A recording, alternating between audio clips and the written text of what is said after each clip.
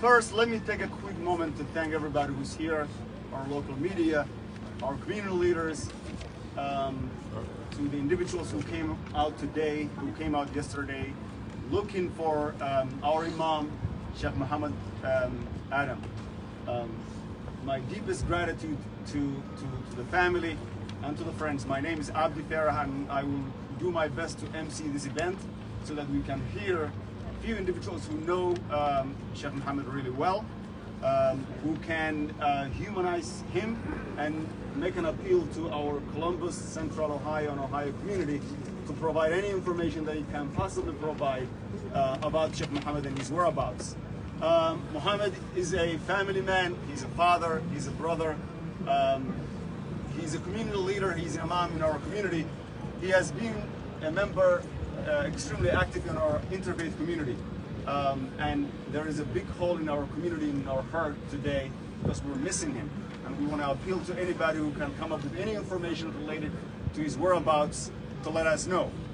Before I ask some of my colleagues and friends and family members to speak, next to me I would like to also provide some description about Mr. Muhammad Hassan. And ask anybody who has any information related to him to call 911 and provide additional information about him. Muhammad,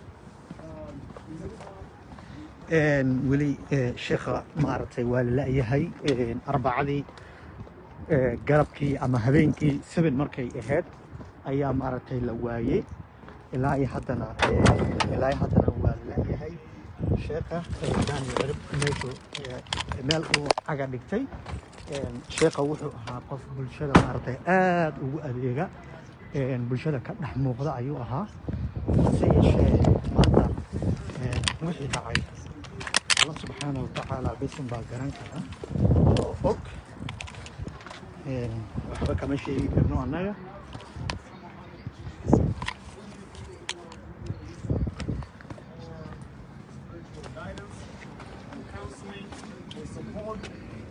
as a matter of fact, during the pandemic and even before that, Muhammad has been running a food pantry in the area, has done a lot of fundraising on behalf of the community, and he has never failed to answer a call from our community at the time of a need. So he would have been the first person to organize a press conference of this nature in the event something bad happens in our community. I came to know Muhammad really well during the Hurricane Katrina, when he was doing fundraising on behalf of our communities in Louisiana. Right? He has never been to Louisiana, he told me at the time. He has never been to New Orleans, but the disaster he saw there touched his heart, and he went around the community collecting money, collecting resources, clothing, and anything else that he could lay hands. So Muhammad was that kind of a person. So I'm going to ask some of our colleagues and friends who know him well to be part of this appeal and speak on his behalf, because he cannot speak now. He's not with us. So we really have to appeal to our Ohio community that he's a man of faith.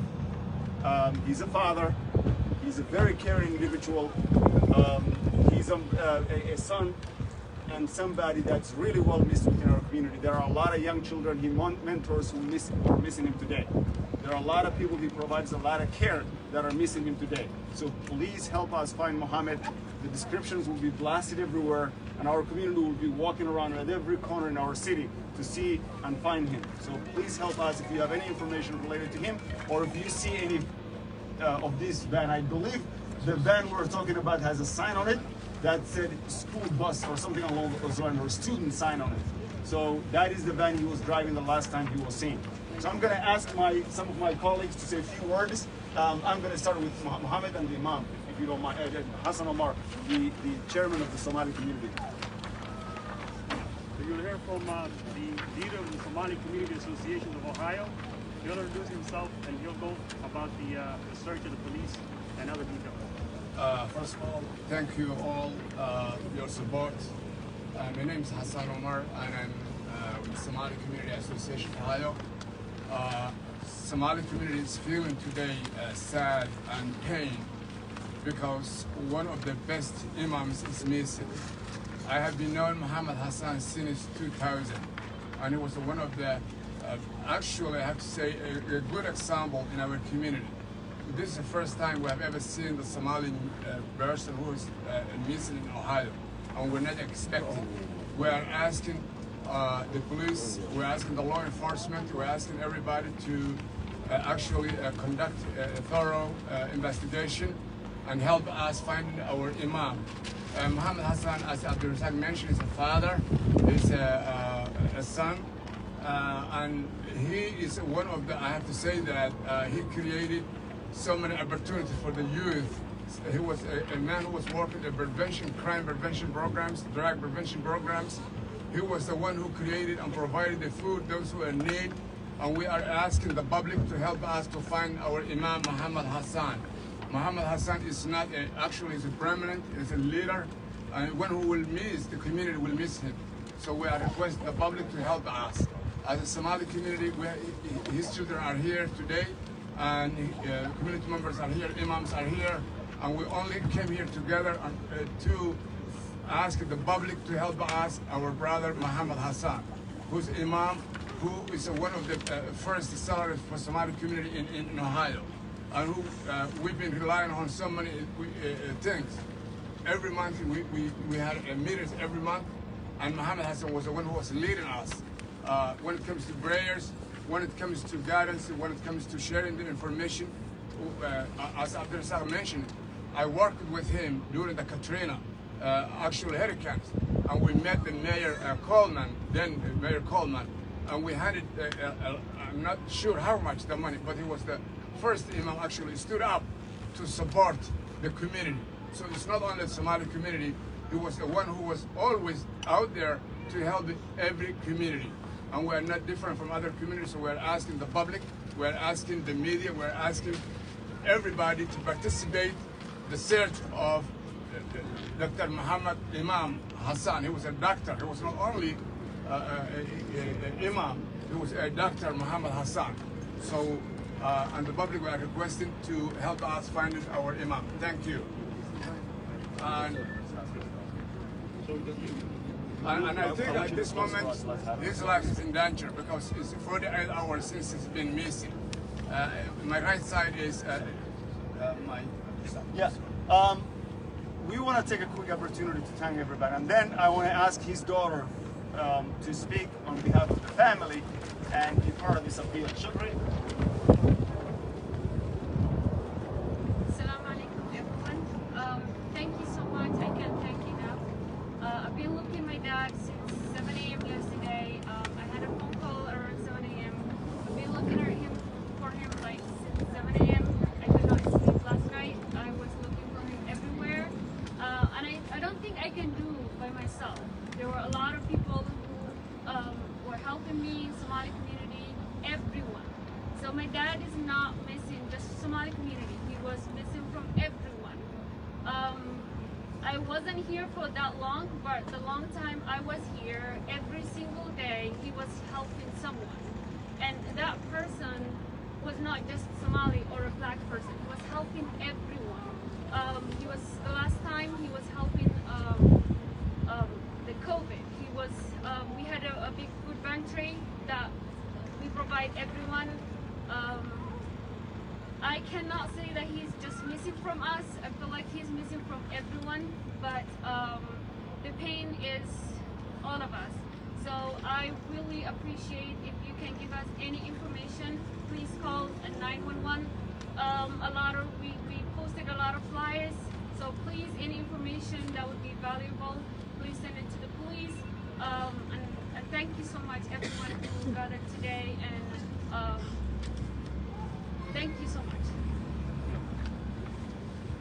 One quick note I want to add to is that about the vehicle, I just want to add a little information. Once again, it's a 2007 GMC Savannah, yellow color. The tag of that vehicle is Ohio license plate number PMO 8956. 2007 GMC Savannah, yellow.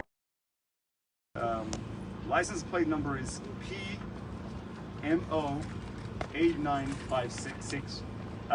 Since Imam Muhammad has been very active within the interfaith community, I am really lucky to have some of our friends here present. I'm going to ask Horset, who's also a member of our interfaith community, to say a few words.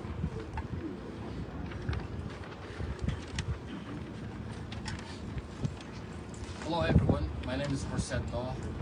I'm the Outreach Director of Somali Islamic Centers of Ohio, an umbrella of 6 Islamic centers. I want to take this opportunity and describe who Muhammad was.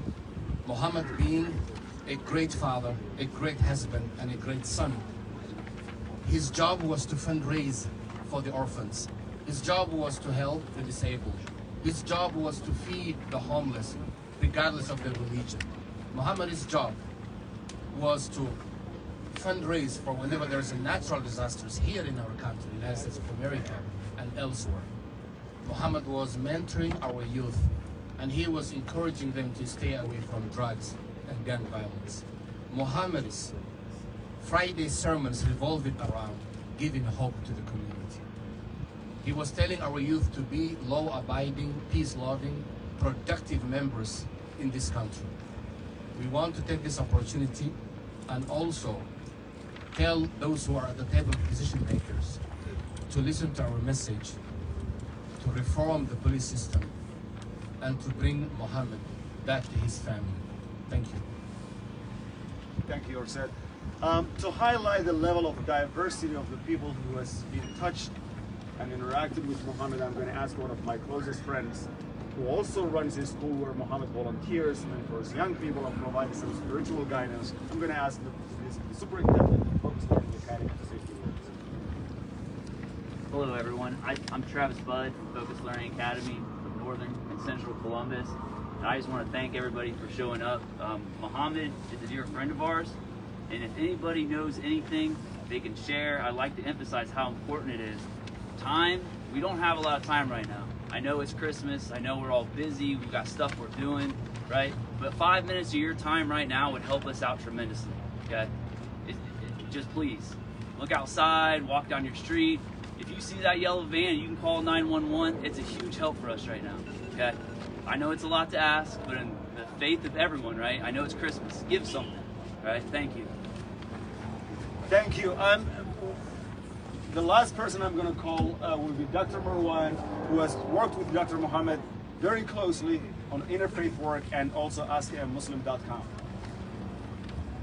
Hello, everyone. I have known Dr. Muhammad for the past 20 years, and I consider myself one of his closest friends. Dr. Muhammad is a family man. I want to pretty much gonna echo everything that was said already. If the impact that Dr. Muhammad had in the community is not just on a local community, I would say even at the national level. But Dr. Muhammad is part of IANA, and he's the secretary of IANA, and this is a representative of most of the Somalis within the United States. The impact that Dr. Muhammad have done in the community within and outside, it's enormous. And no one can really withstand what this man have done to this community. This man, my name is Dr. Muhammad. I am the president of Ask a Muslim. Dr. Muhammad is the vice president of Ask a Muslim. He runs Ohio Saving Humanity, which is the food pantry that serves around 4,000 people or 4,000 families on a monthly basis. This is the impact that this man have been doing into this community. So if anything happens to Dr. Muhammad, it's not just going to be impacting the Somali community. It's going to be impacting everyone else in this community. So we ask you, we beg you, anything that you could help to help find this man, we would be thankful to you. So please, anything you could say, anything that you could hand to us, we will be grateful to you. Thank you all. Thank you, Dr. Marwan. And one last note, Dr. Muhammad was missing since Wednesday evening around 7 p.m. We haven't heard from him since that time. The last time he was seen, he was driving a 2007 yellow GMC Savannah vehicle. It was a van. The plate number is an Ohio license, PMO 8956. Any information that anybody can provide about that vehicle or the whereabouts of Dr. Muhammad would be greatly appreciated. We're grateful to everybody who's present here, and God willing, we will find him safe and sound. And thank you so much for all of those people who came out today. We're gonna distribute flyers about who to call, flyers about his picture, and also the vehicle he was driving. So we're grateful and thank you so much.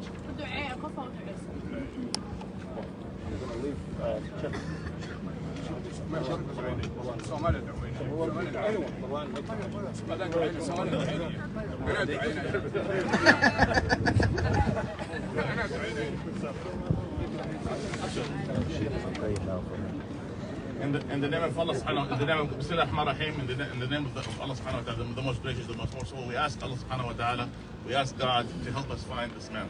We ask Allah subhanahu wa ta'ala to shower this man with mercy and bring him back to his family. We ask Allah subhanahu wa ta'ala to unite this man back to his community and for him to continue doing the good work that he did and continue to do for this community. We ask Allah subhanahu wa ta'ala in these blessed times and for the sake of us and for the sake of everyone who is present now, that we plead that all the community would collaborate and unite together to bring this man home.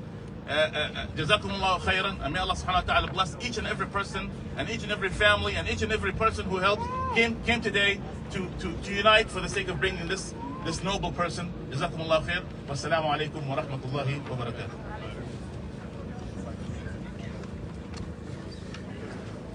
The final thing is, we believe our Imam's life is in danger, and we are asking law enforcement to be serious about it. So that's the family started, the community started, and as we were listening about his biography and what he does for the community is very huge. So please, the law enforcement, we believe our Imam's life is in danger, and we need the help. We need the help of the community. We need the help of the local government. Thank you, guys. If you guys have any questions, you can ask away. No questions.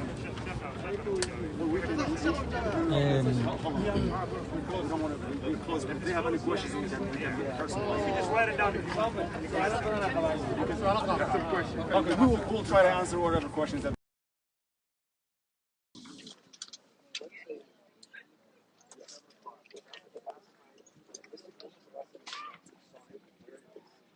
I believe the last time the CEOs of a local mosque, he actually visited Abu Huraira. We're going to translate it for you. It's off of Westerville Road, right near Westerville and campus. Around 4:20, he visited this church right here.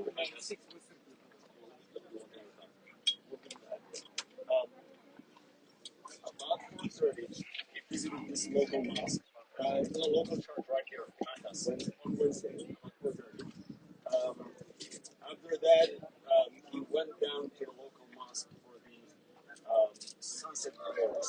And that was about 5:30 to 6 o'clock. He got a phone call from somebody. Somebody got a phone call from him around 7:06.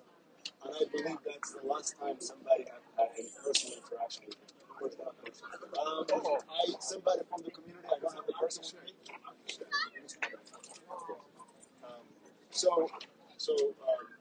Questions are being asked about if there's a reward. So far, we're consulting law enforcement, so we're not putting out any reward for any information leading to us. So someone sent us a press release saying that someone tried to withdraw money from an ATM bank and someone said something about kids.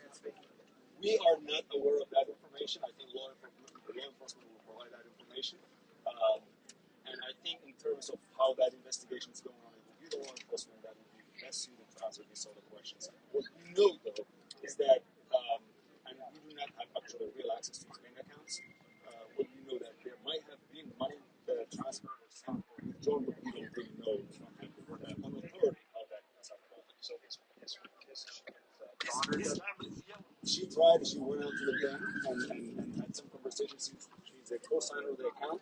So there might have been money withdrawn, but I think we gave that information to law enforcement and law enforcement investigators. So police at this point have not said that this is a question of going to be in danger. Police have not said that. The last conversation we had, and I think they would be better equipped to answer that question, is that they could see there were some red flags, especially the money withdrawn from the account. The fact that nobody have heard from him, or somebody else might have called some of his contact list from his phone. So those would be a little bit suspicious. Where are you getting that information?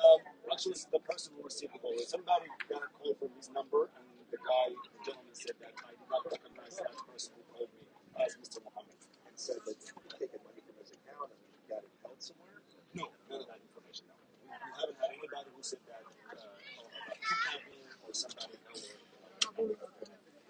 was the last time his van was seen? Where was it seen last? Was it at the mosque? Or was it The last time he has been seen was at the mosque.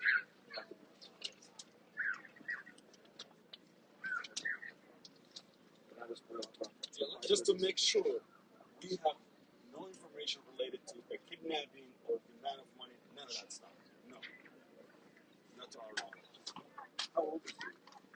He was born in 1973.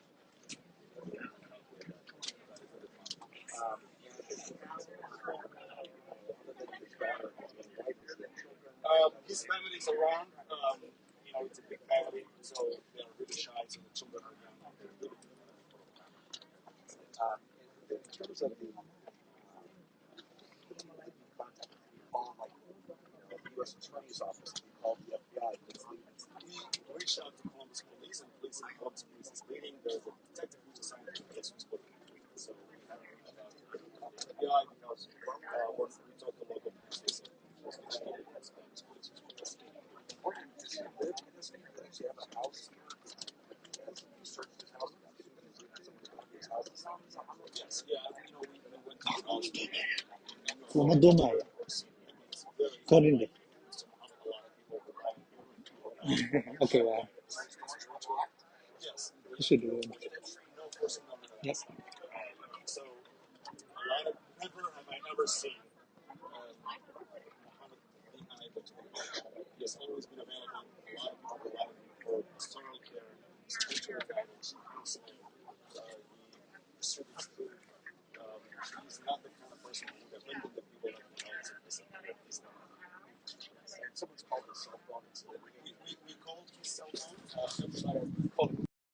That time it is turned off. So yes, nobody would reach. Would he normally walk around the community? Would he drive around the community? He always drove. Always drove. He always drove. You know, unless he's delivering food or you know he's at the mosque. You know, yeah, he always drove. And was there any surveillance cameras at the mosque proving Yes, showing that he left? yes, there was a you know there's the cameras and you know You've installed in there. Yes, you've seen him leave. Yes, You saw him leave the mosque. yeah, I believe so. There is a you know some of the I haven't actually personally gone there. You know, but the local imam of the mosque who works with him looked into it and saw him there at that time leaving the mosque.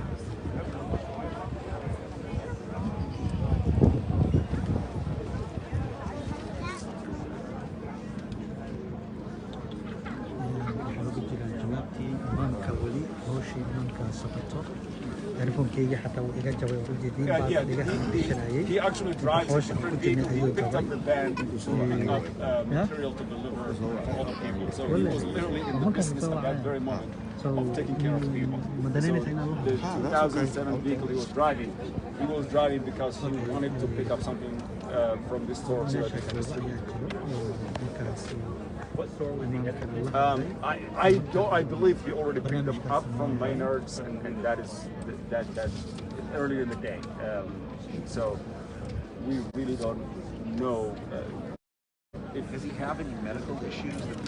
Mr. Muhammad did not have, to the best of our knowledge, any medical issues. No. He's young and very healthy. Yes, he had a lot of plans to take his children on vacation. He had a lot of businesses and a lot of people who relied on him. You know, very decent human being. From what you can tell, the entire community is coming out. Different faiths and beliefs. Okay. Well, thank you. Let me get I want you to get this spell. Yeah, you spell your name and your title. Abdi, A-B-D-I. Yes, I'm just speaking on behalf of the community and the family. What's your F as in Frank. Moshe. A-R-A-H. Yes. what should I say? You friend of the family? Yes. How do you pronounce your last name, sir? Clara. All right, thank you. Really? Qofka ugu dambeeya uu wacay waa kana. Oh. Waa kana. Asaga dhacay. So macna af Soomaaliya ku sheegay inaga la isfahmo. I get taken. Yes, Okay. Go ahead, I'm sorry. You know what Menard I don't really know. I think somebody, you know, North Columbus? yeah, yes, he went there somewhere in Menards, the one I think nearby, to pick up material on behalf of just somebody to deliver and help people out. He was the kind of person that people would reach out to. You know, he had a food pantry that stayed active throughout the pandemic. and fed a lot of children. He also provided a lot of buses to deliver food to the families in the neighborhood, just out of the, So after he went to the mosque, where would he have gone from there? Do you have to know? Yes, nobody knows. That was about 6 something, and then since that time nobody heard from him. Nobody seen him. Can you say one more time how much he means to the community? Muhammad was a spiritual leader. He provided a pastoral care for the community. He engaged in a lot of interfaith community to push and bring communities together. He mentored young people and youth. He reconciled families. He delivered food pantries right around the corner that people out to neighbors every single day during the pandemic. He was the one person who stood up and said, I will deliver food on behalf of the community, and knocked on every person who was in his door to deliver and drop food. For students who even go around Imaamka to deliver homework so that they don't have to magaaladan aad looga yaqaano isla markaana shaqooyin badan ka qaban jiray ayuu ahaa Ilaahay subhanahu wa ta'ala waxaan ka baryaynaa Yes, so what we are planning to do is that campus and neighborhoods, there will be a Saturday, Friday prayers. idnimo ama todobadii galabnimo ayaa la waayay imaamka oo maalintii arbacadii oo bishii ay ku beegneed December 22 ilaa hadda waa la leeyahay waxaa meeshan ka hadashay gabadhiisa inkastoo xaaskiisa iyo dadkiisa kale aysan hadlin ay xishoonayaan isku dayayna saxaabtiina la wadaagtaan si informationka doctorka imaamka loo helo lambara ayaa jiro oo xataa facebookgeena ku jiro haddii ay dhacdo in maaragtay aad aragtaan haddii aad aragtaan qof kasta oo Columbus ku nool ama Ohio xataa gobolada kale waa lala aadi karaa waxaa la idin weydiisanayaa inaan taleefanadaas u dirno insha Allah. I really am not sure. There were one? Yes. For second, can speak to one of the local imams. What's it? That's his daughter. Shukri. I can do it. Good. Lee, how are you? Good, Saman. Alhamdulillah.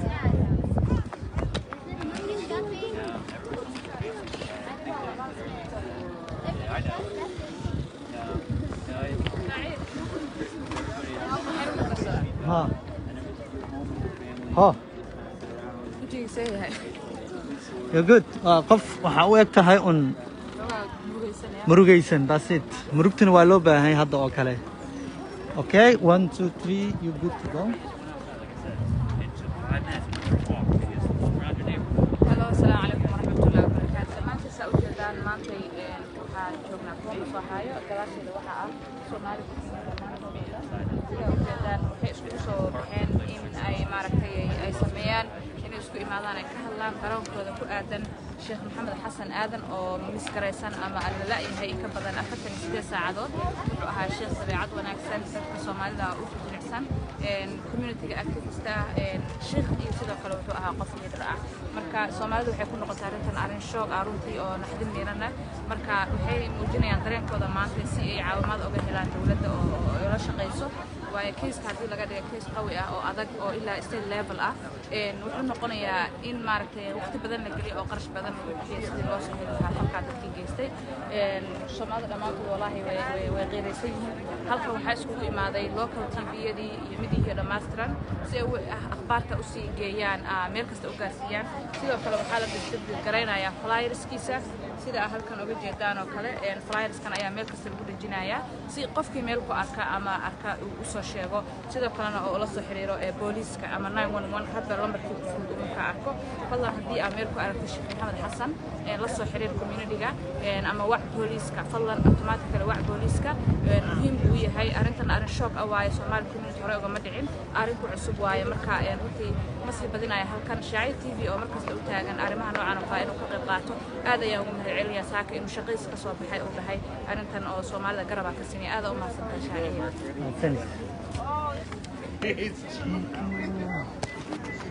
flyerkaas muu jeedaa flyerkaas weyn midka weyn ka degdegan ku soo sameeyay anaa soo sameeyay wallahi ma sha Allah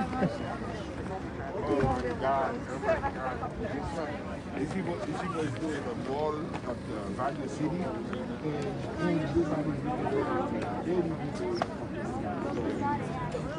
And I go in there and I don't leave.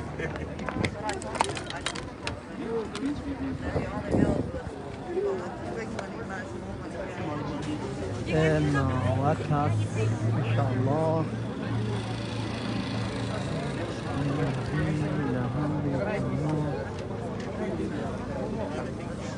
I'm going to take off, my brother.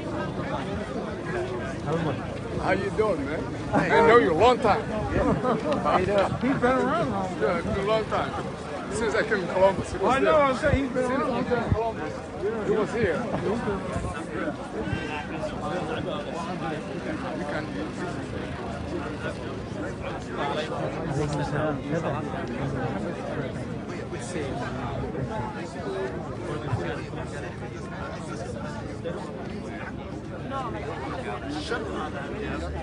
Laying on the ground, shirt off.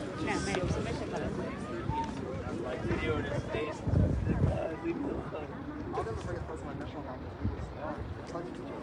And then afterwards. community leaderska hal u qabanaya no okay magaca bilaw misali hoos ay u dhigi caadi السلام عليكم ورحمة الله وبركاته. مقعد محمد علي. ما أنت أنت ماشي مع السوق مع الملك عن راجينا ولا كان محمد حسن إمامka أبو هريرة ومقام لبا مع الصوفة. dadka ku jeedeen waxa community memberada culimada meesha imaaday aqoonyahanada meesha joogan community-ga oo dhan ay imaaday waa wax nagu cusub marka waxaan doonaynaa insha Allah qof kasto akhbaar hayo oo ku saabsan meesha محمد حسن uu jiro fadlan la soo xiriira booliiska 911 waxa محمد حسن waa la laayahay saddex maalin ay maanta sii socotaa inta la laayahay marka insha Allah waxaan iga codsanaynaa maanta toole walaalkeen ay haysataa inaan la qaybsano dhibaatada community-ga inaan la qaybsano reerkiisa inaan garab istaagno wax kasta aan ku qaban karno inaan helno aan dhahaynaa dad community-ga waxaan u sheegaynaa محمد حسن markii ugu dambeysay la arkay 7 PM ayay ahayd wuxuu wataa gaari oo GMC Savana ah plate number-kana waxa waaye PMO 8956 PMO 8956 waa Ohio plate number waaye waa yellow GMC van ah oo Savana model-kiisa marka insha Allah xaafadihiina marmarka aad socotiin bankaas inta la ka fiiriyo hadii aad aragteenna waxa booliiska thank you Maxamed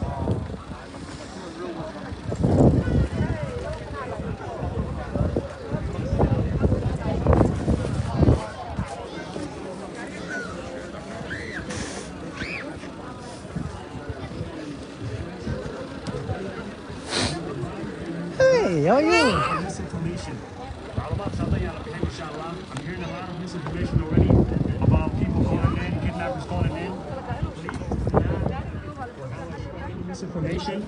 The facts of what we won't share any information that you're not sure of, because it can determine and be detrimental to our investigation. We need everybody to stay on course, and inshallah we're going to disperse. You know it's Jum'ah.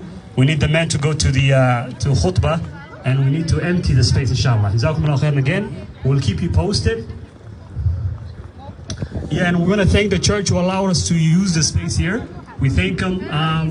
They were gracious enough to let us use the space here. So we thank them again. Let us give them the privacy and let's disperse. Jazakumullah khairan. So I think everybody speaks English, so we should be good.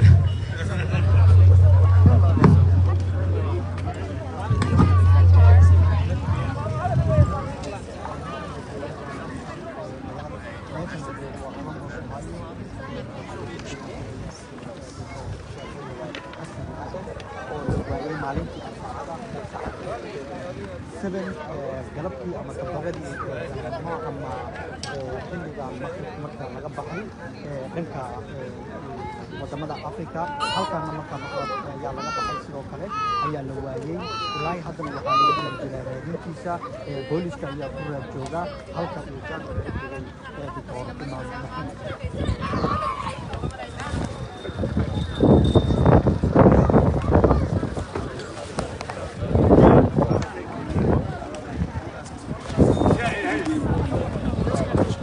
كرادين حياتي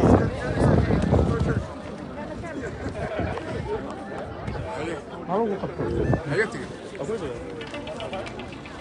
لا مسينا يا بحالة ما أنت أكل معه مساني يا ما أنت أكل معه مسينا هلا كلام السلام عليكم هاي السلام عليكم وحان هلكان سوق نمت today وحان u mahadnaqayaa dadka Soomaalida halka soo yimid si ay u saboorgareeyaan ama u taageeraan family-ga Imaam Maxamed Xasan oo intii ilaa daraad maqnaa oo la waayay halkaan aan isugu yeeray meediyaha maanta aan u yeernay also community-ga memberkeed intii xusaysay masaajidii imaamadii business community-gii waxaan runtii aan aad uga xunahay in aan weynay nin ka mid ah culimadayadii hogaaminaysay masaajidada familkiisu waxay dareemayaan culays annaguna waxaan dareemaynaa culays waxaan bixinay sawirkii gaariga uu watay markii ugu dambeeyey iyo saacaddii u dambeysay waxaan ka codsanaynaa bulshada Soomaaliyeed oo magaalada Columbus ku nool iyo kuwa Ohio ku nool iyo kuwa waddanka Mareykanka ku noolba haddii ay maqlaan Maxamed Xasan meesha uu joogo inay nala soo xiriiraan oo la soo xiriiraan dadka Soomaalida inay wacaan booliiska hadday gaariga arkaan hadday muuqaalkiisa arkaan waxaan kaloo ka codsanaynaa inaysan bixinin warar beena haddii jeer war beena hala bixiyaa qaarba waxay leeyihiin waa la haystaa qaarba waxay leeyihiin lacagaa laga qaato qaarba wax uu leeyahay waxaas waa hadalka Soomaalida ma jirto wax wara oo laga hayo mana jirto cid og meesha uu joogo waxaan la shaqaynaynaa booliiska waxaa goobaya booliiska waxaa goobaya hay'adaha waxaa kaloo goobaya magaalada oo dhan runtii oo la abuuray guruubyo xaafadaha mara oo baarkinada iyo meel bajiya garaynaya sidaa daraaddeed wixii wara oo soo kordha waa la socodsiinaya laakiin hadalka sirfiteenta oo beenta oo la leeyahay ninkii baa la arkay lacag baa loo haystaa waxaasoo dhan waa information beena wey waxaana rajaynayaa dadka Soomaaliyeed meel ay joogaanba inay ka qayb qaataan oo Columbus ku nool sidii loo heli lahaa Maxamed Xasan noloshiisa iyo geeridiisaba waxaana ilaahay ka baryaynaa in ilaahay reerkiisa soo celiyo asagoo nabad qaba wassalaamu calaykum waraxmatullahi wabarakaatuh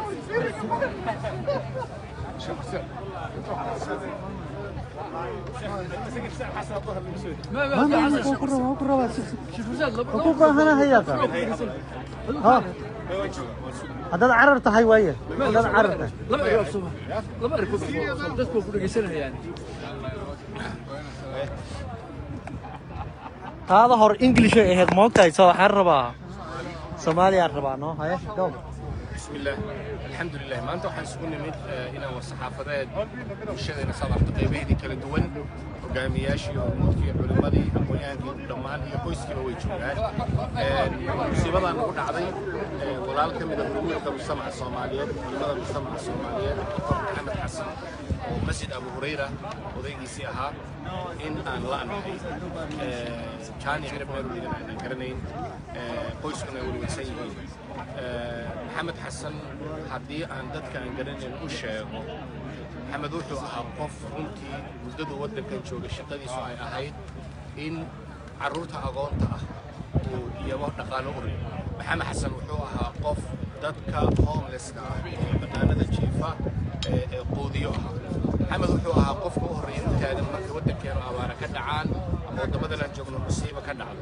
محمد شقدي سوى حد قف كويسس كبربر اسكو هيا وحل انت خلافات كمر والبو تاجن قف دلنيرada gacanta ku haya runtii hal door umada Soomaaliyeed ku faantoona marka Ilaahay subhanahu wa ta'ala wuxuu weydiinayaa wanaagaas Maxamed sameeyay umada uu hayay wacdiga iyo kutubta oo dadka u akhrinayay in Ilaahay subhanahu wa ta'ala uu ku xafido oo maanta meesha uu joogo Ilaahay ku nabadgeliyo Ilaahay u soo nabadgeliyo caruurtiisa iyo ehelkiisa iyo bulshadiisaba wax xog oo hayna runtii ma jiro waxa kaliya ognahay waa Maxamed inaan hayn bulshadu waxay raadinaysaa baabuurkii dambeeyay alxamdulillah umada dhanba shaqo galaysa wixii soo kordhay insha Allah ta'ala waa idin la soo socodsiin waxaan ku soo dhaweynayaa gudoomiyaha علي جامع وسوى محمد قفو هاي إنه شيء بسم الله الرحمن الرحيم شكرتي هذه ما فهمتها دما وحومها شو الصوماليات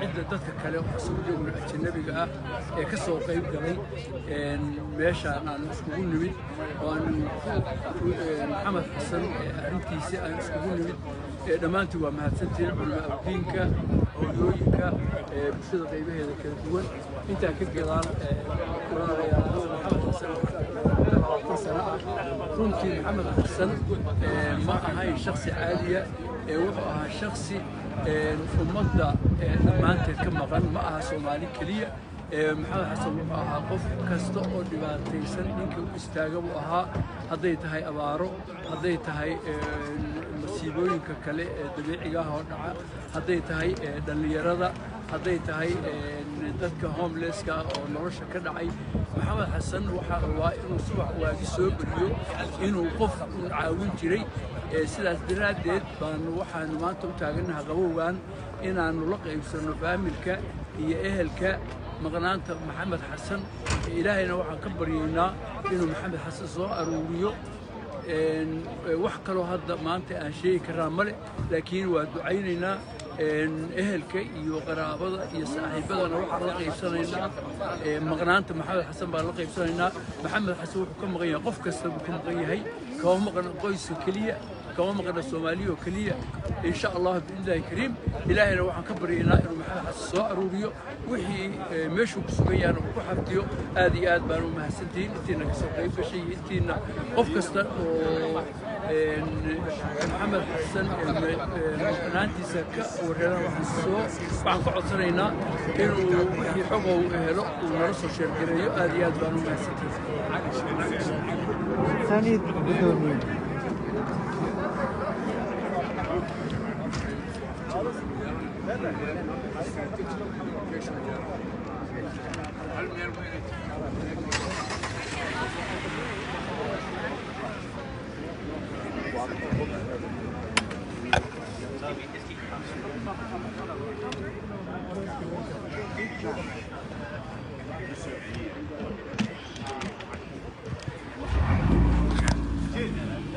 All right.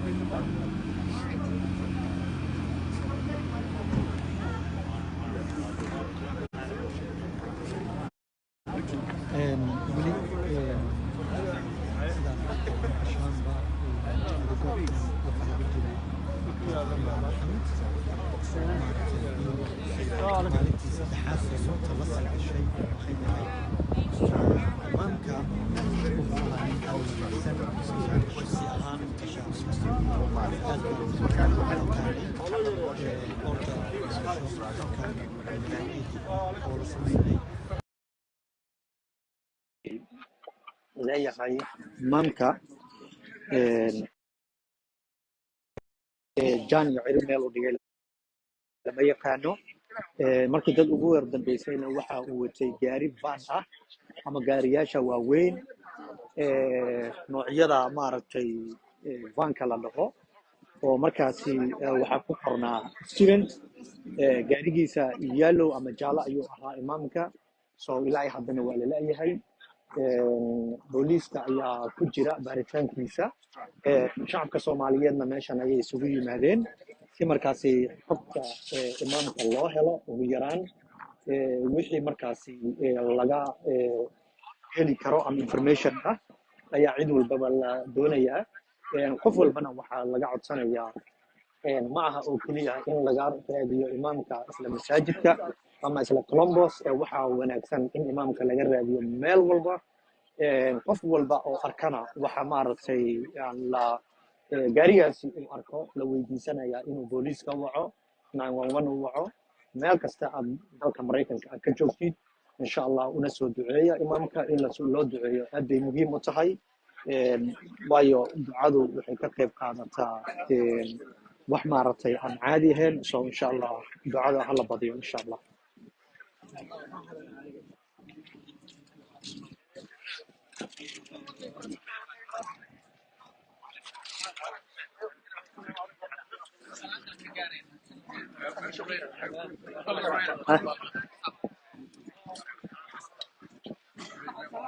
هاي اوكي تمام الحمد لله ما شاء الله ان شاء الله marka qadku kasii baxayna sida aragtaanba wixii sheekadu way soo gabagabowday inkastoo raadinta baadi goobka imaamka wax soo gabagaboway ma ahan waa lagu jiri doonaa ilaa iyo la helo imaamka insha Allah idinkan ducada halkiina waaye soo duceeya insha Allah intaan dib dambe u kulmi doonaa gabadha halkaas taagan waxaa dhalay imaamka so insha allah waxaan idinka codsanaynaa inaad usoo duceysaan insha allah thank you very much